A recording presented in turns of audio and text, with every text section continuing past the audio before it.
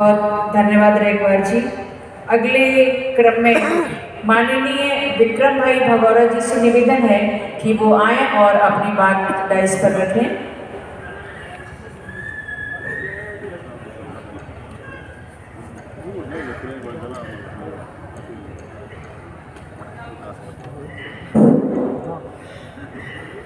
जय मिलेश साथियों।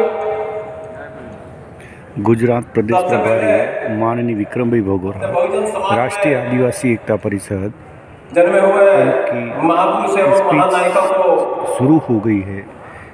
अभिवादन करते हुए SC ST OBC माइनॉरिटीज में ज़्यादा से ज़्यादा इनकी स्पीच शेयर करें। धन्यवाद। जय मूल निवासी। शांति के अग्रदूत गौतम बुद्ध ने ज्ञान प्राप्त किया था। इस पवित्र भूमि में बामसेब का 41वां और भारत मुक्ति मोर्चा का 14वां संयुक्त राष्ट्रीय अधिवेशन होने जा रहा है। इस अधिवेशन में वक्ता कन्नर बामसेब एवं भारत मुक्ति मोर्चा के राष्ट्रीय अध्यक्ष माननीय मोहम्मद मेश्राम साहब,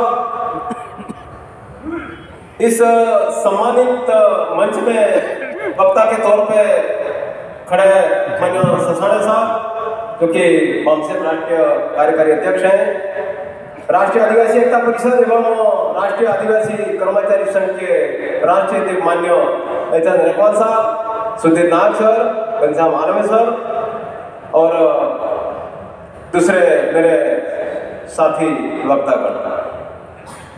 साथियों, इस अधिवेशन के दूसरे दिन के ये चौथा सत्र चल रहा है। इसमें अलग अलग 3 सब्जेक्ट रखा गया है। इसमें मैं एक आदिवासी होने के नाते जो आदिवासी के रेफरेंस में कुछ सब्जेक्ट लगाया गया है, CNRC NPR एवं वन संरक्षण संशोधन अधिनियम 2023 पर अमल करके आदिवासियों का शेड्यूल एरिया अर्थात विशेष अधिकार 5वीं अनुसूचित क्षेत्रों को खत्म करने की साजिश है, एक गंभीर चिंता। इस बात पर कुछ मैं अपना विचार रखना चाहता हूँ। साथियों, 1946 में तथाकथित भारत आजाद हुआ और जवाहरलाल नेहरू की इंटरियम सरकार बनी और 26 जनवरी 1950 में संविधान लागू होने के बाद 1952 को प्रथम इलेक्शन हुआ और लगातार 55 साल से कांग्रेस सत्ता में रही। संविधान की बदौलत से हम लोगों ने हमारे मूलवासी समाज ST SC OBC लोगों को शिक्षा, संपत्ति, शस्त्र ग्रहण करने का एक मानवीय अधिकार मिले। आज तथाकथित आजाद भारत को 77-78 साल हो गया, फिर भी इस अधिकारों में अफवाद कुछ अधिकार मिले, इसके सिवा तमाम अधिकारों के लिए आज हमको आंदोलन करना पड़ता है और रैलियां निकालनी पड़ती है, धरना प्रदर्शन करना पड़ता है। इतना नहीं, भारत भी बंद करने की नौबत आई। अगर कांग्रेस चाहती तो 55 सालों में संविधान हमारे फेवर में है, ST SC OBC समाज धर्मपूर्ण समिति को हमारा फेवर में है, तो संपूर्ण रूप से लागू कर सकती थी। मगर RSS, कांग्रेस भी RSS के इशारे पे काम करती है। इसकी वजह से हम लोगों ने आज तक संविधान अधिकार नहीं मिले, क्योंकि ये कांग्रेस भी हम लोगों को अधिकार देना नहीं चाहती, सदा के लिए गुलाम रखना चाहती है और सदा 3% ब्राह्मणों को एक कायमी सत्ता के पर बरकरार रखना चाहती है। अरे कांग्रेस को छोड़ो, बीजेपी भी आज 20 साल से करीबन राज सत्ता में रही है, तो ये संविधान लागू करके ये भी हमारे SC ST OBC समाज को अधिकार दे सकती थी, मगर संविधान लागू करने की बात दूर है, पर वो संविधान खत्म करने के लिए लगातार षड्यंत्र कर रही है।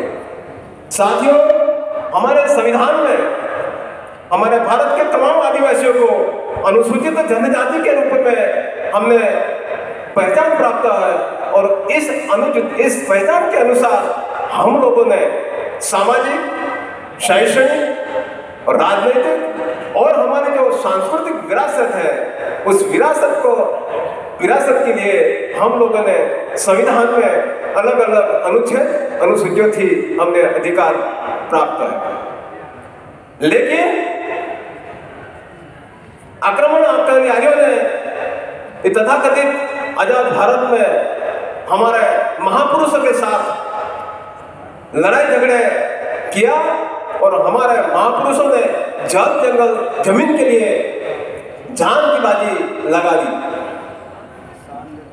फिर 1946 में हमें तथाकथित आजादी मिली, और 26 जनवरी 1950 जो संविधान लागू हुआ, उसमें जो अधिकार हमने मिला, 5वीं अनुसूची जो कि स्वायत्त शासन, और 6वीं अनुसूची में मालकियत अधिकार मिला।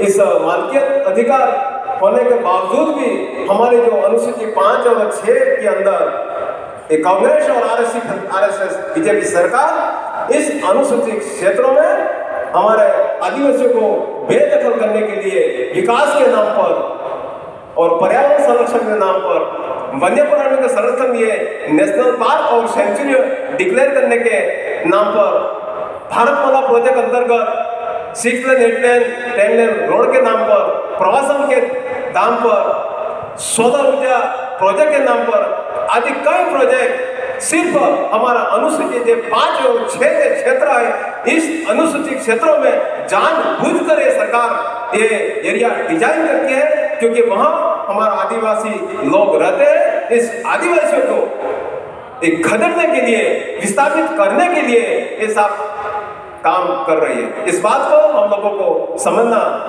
चाहिए। अभी जो जुलाई 2023 में 24 में जो वन संरक्षण अधिनियम 2023 जो लागू किया है, ये सिर्फ हमारा आदिवासी लोगों के लिए ही लागू किया है, क्योंकि हमारे आदिवासी लोग सालों से जंगलों के आसपास या जंगलों के अंदर निवास करते हैं। उसको इस कानून के तहत 2000 के जो 24 से जो कानून था, इसके पहले 1920 सेंट्रल फॉरेस्ट एक्ट था, इस कानून के तहत हम लोगों को जंगलों से सूखी लकड़ी, घास भूसा और फल फूल लाने का अधिकार था, लेकिन इस कानून में हम लोगों को कोई अधिकार नहीं दिया। वो जानबूझ के हम लोगों को जल जंगल जमीन से विस्थापित करना चाहता है, और हमारे जो अनुसूचित क्षेत्रों में जो हमारे ये खत्म हो जाएंगे, तो हमारी जो आदिवासियों को जो कला, सभ्यता, संस्कृति और जो हमारा आदिवासी का जो मूल पहचान है, इसके पर पूरे का खतरा है। इसीलिए साथियों, इसके सिवा भी हमारे लिए यूनिफॉर्म सिविल को या डिलीशन को या ये क्रिमिनल ST/SC अनामत वर्गीकरण कानून, ये सारे के सारे हमारा कानून ST/SC OBC के विरोध में बन रहा है, और हिंदू बनाकर हमारा रिकॉर्ड साहब ने जो विस्तृत रूप से बताया, इस तरह से हमारा तमाम लोगों को अधिकार वंचित करने का ये सारे षड्यंत्र चल रहा है। इसीलिए साथियों, ये कांग्रेस हो या बीजेपी हो, उसका एजेंडा एक ही है, हमारे आदिवासी समाज को गुलाम रखने का षड्यंत्र। इसीलिए मैं इस मंच से आह्वान करता हूँ कि सभी ST/SC OBC और धर्मोपरि लोगों को आइसोलेशन में नहीं रहते, हम सभी को एक मंच पर आना होगा। अगर हम ऐसा करते हैं तो हम एक राष्ट्रव्यापी जन आंदोलन खड़ा करेंगे, तो हमें इस देश के शासक बनने के लायक होंगे, और हम शासक बनते हैं तो हमारा जो संविधान है हम पूर्ण रूप से लागू करने के लिए लायक बनेंगे। अगर ऐसा हम करेंगे तो हमारा ST/SC OBC समाज को हजारों जो समस्या है, उस समस्या को समाधान करने के लिए हम लायक बनेंगे। ऐसी आशा और विश्वास के साथ मैं ये बात आप सभी को कहना चाहता हूँ। इस मंच में हम संचालक महोदय को बनने का मौका दिया, इसके बदल धन्यवाद। जय मूल्यवासी, जय आदिवासी, जय संविधान। धन्यवाद मान्यवर विक्रम भाई भगोरा जी, जो कि आपने विषय के संदर्भ में बात रखी। मैं अभी इस